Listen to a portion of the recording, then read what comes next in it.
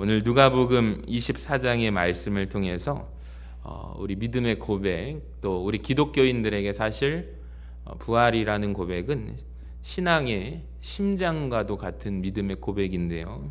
우리 옆에 분들과 이렇게 인사합시다. 주님 부활하셨습니다. 네, 한 번 더 인사합니다. 그 생명이 우리 안에 있습니다.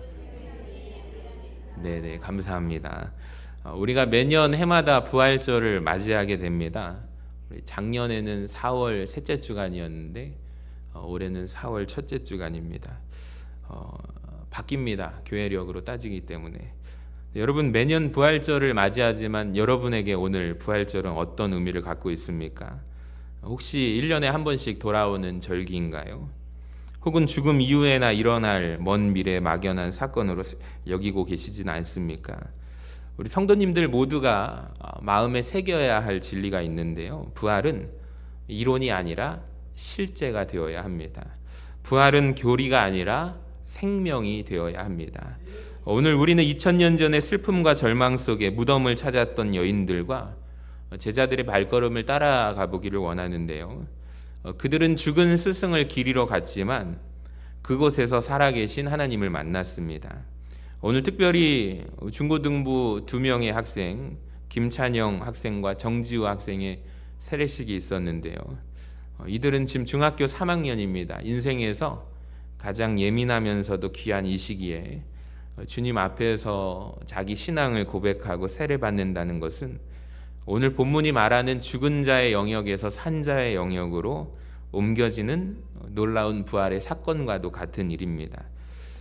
그리고 우리 모두에게 들려주시는 오늘 주의 음성에 귀를 기울이는 시간 되기를 원합니다. 천사가 말하기를 어찌하여 살아있는 자를 죽은 자 가운데서 찾느냐. 여러분, 이 질문 앞에 우리의 신앙을 정직하게 대면하는 시간이 되시기를 간절히 소망합니다. 첫 번째로 왜 죽은 자 가운데서 찾고 있습니까? 오늘 본문 1절을 보시면 안식 후의 첫날에 새벽에 여인들이 준비한 향품을 가지고 무덤으로 향하게 됩니다. 여러분, 이 여인들의 마음을 한번 헤아려 보시면 이해가 되시나요? 이 사람들은 예수님을 진정으로 사랑했던 사람들입니다. 예수님께서 십자가에서 비참하게 죽으시는, 숨을 거두시는 마지막 그 고통의 현장을 끝까지 지켰습니다. 그리고 주님의 시신이 어디에 안치되는지 눈물로 지켜보았던 자들입니다. 자, 그런데 여기에서 우리가 주목해야 할 중요한 사건이 있거든요. 이 사람들이 왜 무덤에 갔을까요? 부활하신 주님을 예배하기 위해서 간 것은 아니라는 것이죠. 그들이 가지고 간 향품은 죽은 자의 시신에다가 바르는 향품을 바르기 위하여 찾아간 것입니다. 그러니까 지금 여인들은 지극 정성스러웠고 지극히 사람의 생각으로 보면 상식적인 행동을 한 것입니다. 죽은 자에게 예의를 다해서 향품을 바르는 것은 말하자면 인간으로서의 마땅한 도리입니다. 자, 그런데 안타깝게도 그들의 신앙은요, 무덤이라는 한계 안에 갇혀 있었다는 것입니다. 주님은 이미 살아나시고 살아나리라고 이미 여러 번 말씀을 하셨지만 지금 그들의 보는 눈 시선에는 어떤 시선이 보이냐면 차갑게 식어버린 무덤의 큰 돌문만 보였던 것이죠. 자, 그때 천사들이 이 여인들에게 충격적인 질문을 던집니다. 5절을 보시면 여자들이 두려워합니다. 얼굴을 땅에 댑니다. 천사를 만났기 때문입니다. 두 사람이 이르되 어찌하여 살아있는 자를 죽은 자 가운데서 찾느냐. 여러분, 이 질문이 오늘 우리 모두에게 들려지기를 간절히 소망합니다.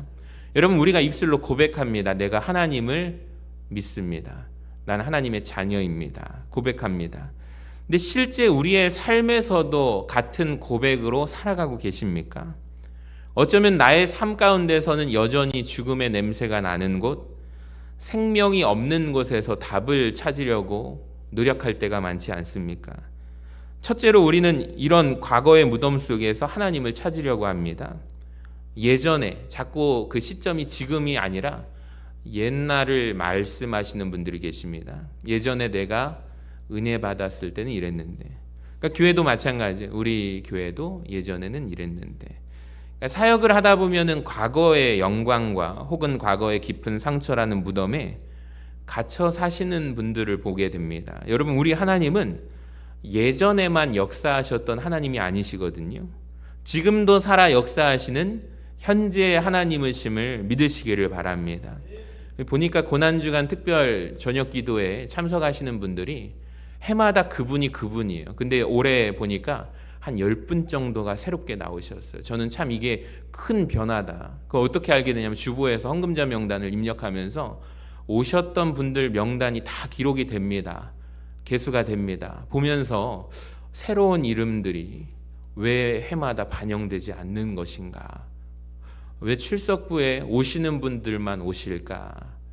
근데 놀라운 변화예요. 한 분, 한 영혼이 와가지고 예배 드린다는 자체가 기적 아닙니까? 근데 이번에는 참 어렵고 힘든 다리, 무릎 관절, 허리도 아프신 전혀 오시리라 생각지도 못한 분이 떡하니 두 분이 앉아 계신 거예요. 어떻게 오시나 했더니 그 권사님 아들분이 날마다 매일매일 차를 태우고 모셔다 줬다는 거예요. 근데 그분이 예전에 제가 부교역자 때 세례 교육을 해가지고 세례 받게 했던 그 분이시거든요. 어머니 모셔다 드리고 교회 주차장에서 기다렸는데 마음 같아서는 교회당 예배 문 열고 같이 기도의 자리 왔으면 얼마나 좋았을까 마음만으로 생각을 했습니다. 근데 그게 쉽지 않죠. 여러분 아실 겁니다. 전도해 보면 정말 어렵습니다. 여러분, 하나님은 지금도 살아 역사하고 계심을 믿으시기를 바랍니다. 우리 특별 저녁 기도회 때 많이 느꼈어요. 이 제단 가운데 하나님께서 성령의 불을 붙여주셔서 간절함으로 기도하는 기도 소리가 작년보다 더 커진 것 같아요. 부활은 과거의 빛바랜 추억이 아니라 오늘 우리의 삶을 밀어 올리는 현재의 능력입니다. 여러분, 왜 지나간 과거의 기억 속에 살아계신 주의 역사를 가두려고 하십니까? 그러니까 주님은 무덤 속에 계시지 않습니다. 오늘 여러분의 삶의 현장에 함께 계심을 믿으시기를 바랍니다. 자, 두 번째로 우리는 세상적인 가치라는 죽음의 영역 가운데서 찾으려고 합니다. 생명을 찾고자 합니다. 많은 사람들이 보세요. 이 시대 가운데 돈에서 생명을 찾으려고 해요. 명예에서 혹은 자기의 인생 가운데 아니면 자기의 자녀의 인생 속에 자녀가 성공하고 잘 돼야만 인생의 해답과 생명을 찾고자 하는 모습들이 여러분 이 시대 자화상입니다. 그런데 여러분 그것들은 결국에 시간이 지나면 썩어지고 없어질 것들입니다. 향품을 준비하면서 무덤으로 갔던 여인들처럼 우리도 세상이라는 무덤 속에 화려한 향품들을 잔뜩 들고 가서 우리는 기대합니다. 그 속에 그 안에 생명이 있기를 기대해요. 이만큼 성공하면 행복할 거야. 이만큼 돈을 모으면 안심이 될 거야. 근데 막상 모으고 그 현장에 가보면 평안이 있습니까? 없습니까? 평안이 없습니다. 오히려 죽은 가치들을 잔뜩 쌓아놓았기 때문에 죽음뿐입니다. 살아계신 주님은 그런 곳에 계시지 않습니다.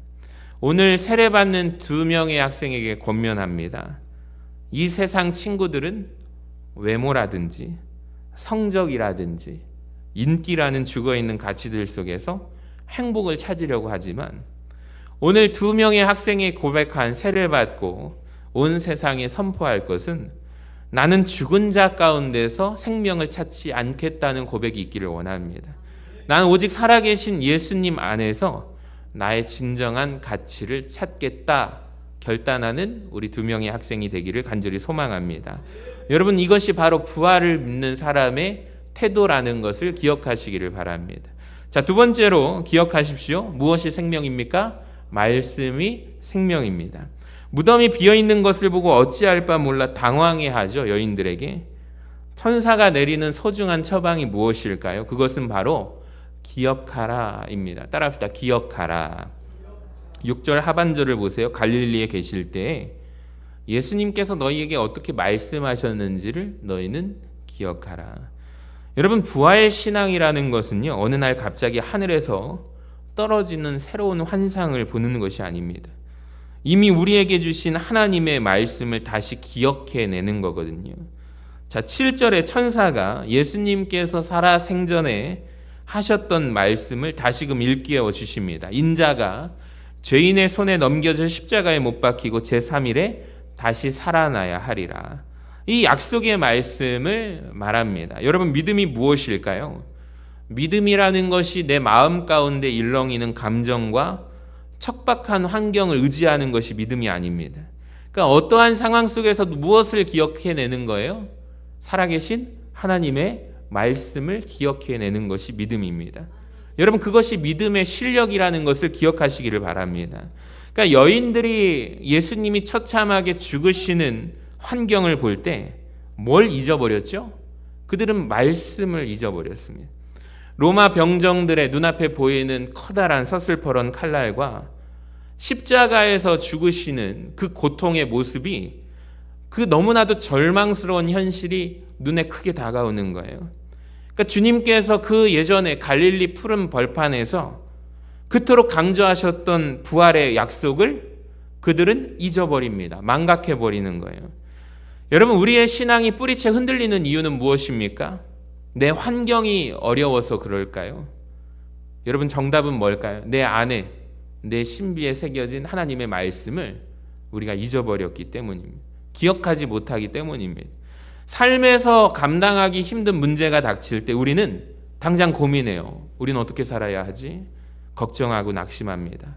여러분, 그때 성령님께서 우리 영혼 속에서 하시는 일이 뭐냐면, 바로 주님께서 너에게 뭐라고 말씀하셨는지를 다시 기억해내라 라고 말씀하십니다. 여러분, 그 음성, 세밀한 음성을 속삭이는 그 음성 앞에 기억해내는 우리 모두가 되기를 소망합니다. 주님의 약속은 내가 너를 결코 떠나지 아니할 것이다. 세상 끝날까지 너와 함께하리라. 사망아, 너의 승리가 어디에 있느냐 하신 그 승리의 약속의 말씀을 기억해내는 것. 여러분, 비로소 빈 무덤은 절망의 구덩이가 아니라 소망의 증거가 될 줄로 믿습니다. 그러니까 말씀이 기억나면요, 무덤은 비어있는 슬픔의 장소가 아니에요. 주님이 죽음을 이기셨다는 승리의 현장으로 바뀌게 될 줄로 믿습니다. 여러분, 오늘 여러분 기억하세요. 세례는 주의 말씀을 내 영혼에 각인시키는 것이고 거룩한 사건입니다. 제가 질문했거든요. 너희들 이번에 세례 받으면 다음에 또 세례 받아야 될까? 라고 하니까 아니라고 대답을 했어요. 근데 군대 가면 그런 유혹이 있거든요. 그때 세례를 받으면 햄버거가 나오는데, 다른 친구들은 못 먹는 햄버거가 나오는데 너희들 세례 또 받을 거야 그랬더니 눈치를 삐죽삐죽 대다가 그래도 안 받아야 되겠죠? 그래서 맞다고 했어요. 세례는 한 번의 고백으로 말미암아 우리가 하나님 앞에 받은 귀한 의식인데, 그것을 기억해내서 언제나 주님께서 우리를 사랑하시고 나를 위해서 피 흘려 죽으신 그 십자가 사랑을 기억해내는 것이 중요하다라는 것입니다. 여러분, 그렇다면 그것을 기억해내는 우리 성도들에게 세상의 그 어떤 무덤도 우리를 가둘 수가 없다는 것을 여러분 기억하시기를 바랍니다. 세 번째 같이 읽어봅니다. 시작. 빈 무덤에서 세상으로 증인의 삶. 자, 본문 8절을 보면 놀라운 심경의 변화가 일어나게 돼요. 같이 읽어봅시다. 그들이 예수의 말씀을 기억하고 무덤에서 돌아가 이 모든 것을 열한 사도와 다른 모든 이에게 알리니. 여러분, 부활을 진정으로 경험한 사람의 가장 큰 특징은 더 이상 무덤에 머물러 있지 않는다는 것입니다. 그러니까 여인들은 빈 무덤을 보면서 바라보고 울고 있었잖아요. 더 이상 울고 있지 않습니다. 그들은 말씀을 기억해내자마자 즉시 발걸음을 돌렸습니다. 어디로 갑니까? 자기들의 삶의 자리로, 현장으로. 아직도 슬픔에 잠겨서 문을 잠가 걸고 있는 공동체 안으로 뛰어 달려갑니다. 여러분, 이것이 부활 신앙입니다. 부활 신앙은 무덤을 떠나는 신앙입니다. 슬픔과 패배의 자리를 박차고 일어서서 일어나가는 신앙입니다. 나 혼자만 부활의 기쁨을 간직하고 있는 신앙인이 아니라 예수님이 살아나셨음을 전파하는 복음의 신앙입니다. 그분은 더 이상 무덤에 계시지 않는다는 확신을 가지고 온몸으로 외치는 증인의 삶을 살아가는 것이 부활 신앙입니다.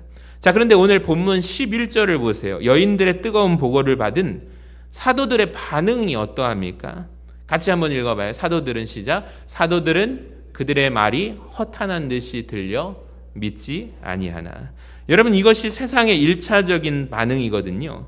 그러니까 부활은 인간의 이성과 논리로 다 설명할 수 없는 신비입니다. 그러니까 죽은 자가 살아났다라는 이 소식은요, 세상 사람들이 듣기에 허탄한 이야기고 꾸며낸 이야기입니다.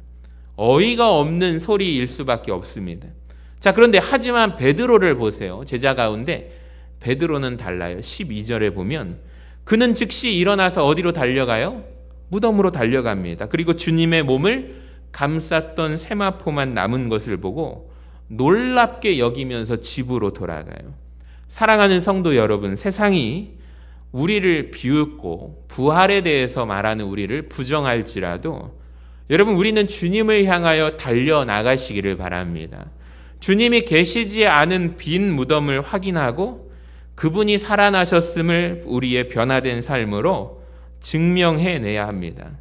여러분, 말씀을 정리하겠습니다. 우리가 가장 경계해야 하는 모습 중에 하나가 저는 이런 신앙이라고 생각해요. 장례식 신앙이라고 생각합니다. 입으로는 내가 주님을 믿어요 라고 말하지만 그분의 표정을 보면 늘 어두워요. 그리고 마음은 항상 패배감에 젖어 있습니다. 날마다 어디에 앉아 있냐면 무덤에 앉아 있습니다. 가지고 온 향품만 만지작거리는 신앙이 저는 장례식 신앙이라고 생각합니다. 자, 그렇게 본다면 우리의 표정을 한번 점검해 보시기 바랍니다. 여러분, 오늘 부활절을 맞이해서 주일 일부에 나오신 분들, 어느 누군가는 새벽 일찍 일어나서 오늘을 준비하는 마음으로 오셨겠고, 누군가는 시간에 쫓겨서 오셨겠고, 잠에 깨서 그럴 수도 있다고 생각하지만 여러분, 항상 얼굴을 활짝 웃으시기를 바랍니다. 여러분, 미소를 가득히 품으시기를 바랍니다. 여러분, 기쁨으로 오늘 부활의 소식을 전해야 하지 않겠습니까? 만약에 설교 전하는 제가 예수님 부활하셨습니다, 살아나셨습니다, 활짝 미소 짓고 말하는 설교와 예수님 부활하셨습니다, 저도 방금 자다 깨가지고 한 9시 50분쯤 일어나가지고 주섬주섬 와가지고 설교를 전한다고 하면 얼굴이 퉁퉁 부어있어요. 그런 모습으로 여러분 보면 서로가 어떠겠습니까? 은혜가 될까요? 그러니까 제가 말하고 싶은 부활의 신앙의 모습은 무엇이냐면 우리의 마음의 태도라는 거예요. 주님께서 부활하셨음이 진정 내 기쁨이 되는 거예요. 여러분, 나의 삶 가운데서 고백되어지는 신앙입니다. 여러분 기억하세요. 지금 우리 주님께서는 차가운 무덤 속에 계시지 않는다는 것을 기억하세요. 여러분 크게 아멘 하시기 바랍니다. 그분은 사망 권세를 깨트리고 찬란하게 살아나셨어요. 이제 우리는 죽은 자 가운데서 생명을 찾으려 했던 그 헛된 수고를 내려놓아야 합니다. 그러니까 세상의 성공과 물질의 향품으로 내 영혼의 깊은 갈증을 채우려 하지 마시고 오직 부활하신 예수 그리스도만이 우리에게 영원히 마르지 않는 생명을 주십니다. 사랑하는 여러분, 오늘 부활절 아침입니다. 우리를 짓누르고 있던 무덤의 돌을 굴려버리시기를 바랍니다. 나를 가두고 있던 의심의 돌이 있다면, 나를 주저앉히고 있던 절망의 돌이 있다면, 나를 괴롭히던 과거의 상처라는 무거운 돌들을 주님의 부활의 능력으로 굴려버리시기를 바랍니다. 그리고 빈 무덤을 향해서 이 세상을 향하여 오늘 하루 선포하시기를 바랍니다. 한번 보여주시면, 나의 주님은 살아나셨다. 그러므로 시작. 그러므로 나도 살 것이다. 우리 가정도 살 것이고 우리 교회도 살아날 것이다. 아멘. 여러분, 부활의 주님께서 주시는 이 찬란한 승리와 평강이 오늘 세례받는 두 학생과 여기 모인 성도님의 삶에 영원토록 함께 하시기를 주님의 이름으로 간절히 축원합니다.